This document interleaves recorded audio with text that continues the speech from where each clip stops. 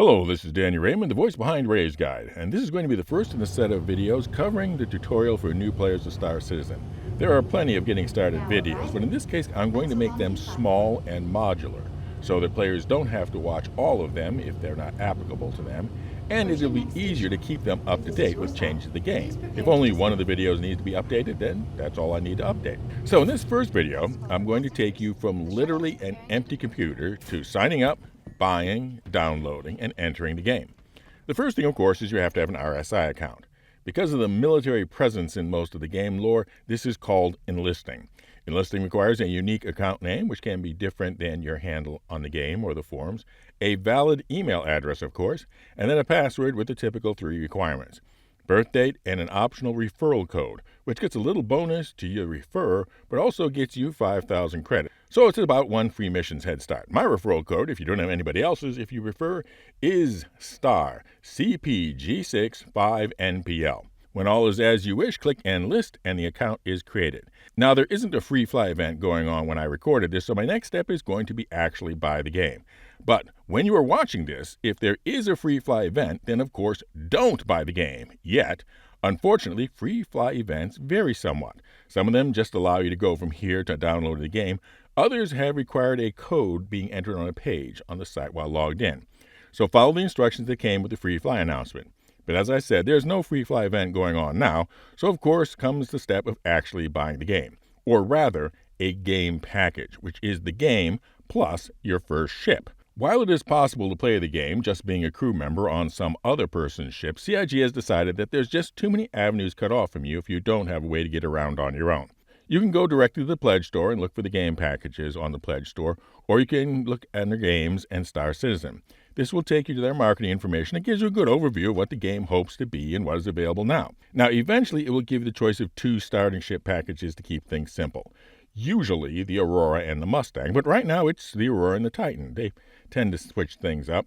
But anyway, there are more choices than that, so go to the Pledge Store, and you'll see that there's really lots of choices. But bear in mind that every ship offered here is available to be bought in the game with the currency that you will be earning doing missions in the game, called UEC.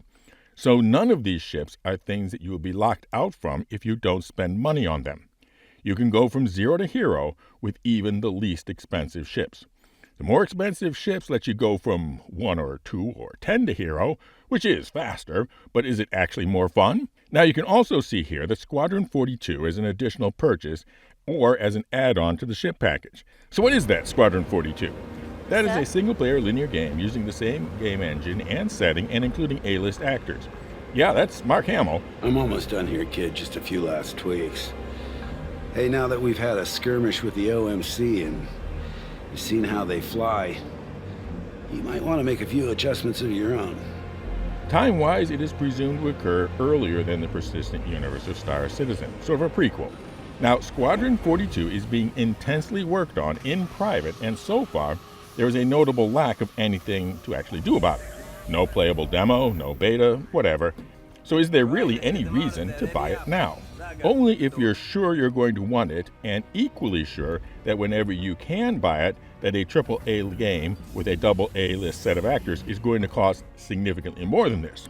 Returning to the choice of which starter ship you should get is the consideration that even if you are sure that you will eventually want your starter ship to be more than the least expensive ships, that you should be patient and buy the cheaper starter package now and then upgrade the ship at the next ship sale event. Yes, you can upgrade your starter package ship.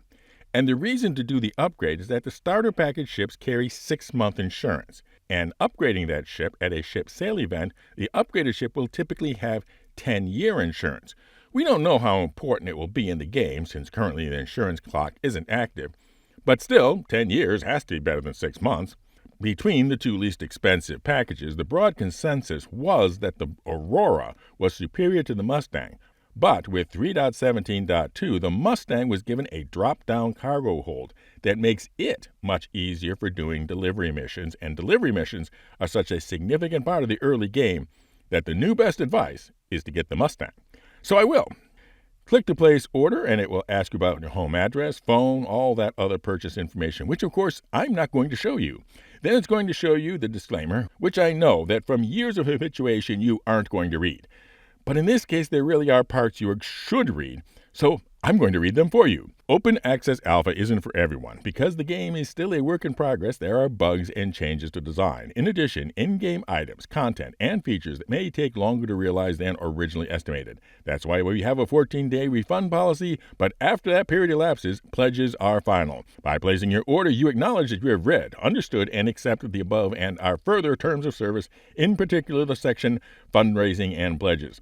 The pledge grants you access to the Star Citizen Open Alpha. Star Citizen is currently in production, and there are features, content, and technology still to implement to realize the full vision of the game. We regularly update our Open Alpha with releases that include work-in-progress features and software that will be improved on in future releases. See the roadmap. Your pledge grants you early access to the Open Alpha so you can play Star Citizen before others. You got that? Okay. Select I agree. Then it's going to ask you for your credit card number, and I'm really not going to include that part in this video. Then, if all goes well, you get a confirmation and a link to the download. But first, you'll be taken to the final checklist to be sure that everything is okay. And then you will note that the link is to download not the game, but the installer, which is a launcher patcher, which is good because it means that if something goes wrong during the download, it can be restarted where it left off. It also means that when the next release comes out, it only downloads the files or parts of files that have changed. Now, in the installer here, you will note that the Settings tab, there's an entry for the library, which is where Star Citizen game files will be put. Since this laptop only has SSD storage, I do not have to change it. But if this system had both SSD and spinning disk storage, put the game files on the SSD. If you don't have an SSD drive on your system, come a little close. Dude, it's 2022. You really need to do this. It's getting embarrassing.